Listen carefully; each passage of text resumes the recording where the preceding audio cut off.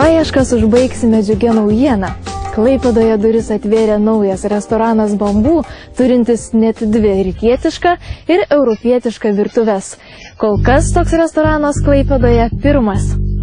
Klaipėdoje Herkaus Manto gatvėje šalia buvusio Vaivos kino teatro duris atvėrė atsinaujinęs kinų Bambuko restoranas, kuriame įrengtos net dvi rytietiška ir europietiška virtuvės. Čia rasite patiekalus atitinkančius kiekvieno, net ir išrankiausio gurmano skonį. Galėsite skanauti tradicinių pamėgtų ir dar neragauti egzotinių patiekalų, desertų, pasimėgauti įvairiausių skonių kvapnėmis arbatomis ir kitais gėrimais.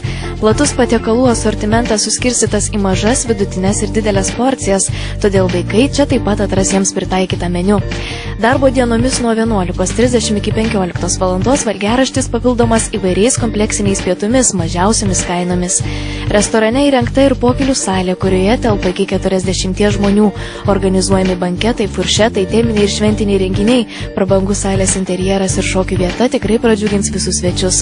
Restorane Bambų profesionalūs europietiškos virtuvės virėjai, įspūdingiausių rytietiškų patiekalų specialistai, platus patiekalų gėrimų pasirinkimas, jaukus interjeras, malonus aptarnavimas ir prieinamos kainos neabejotinai pakels nuotaiką visai dienai.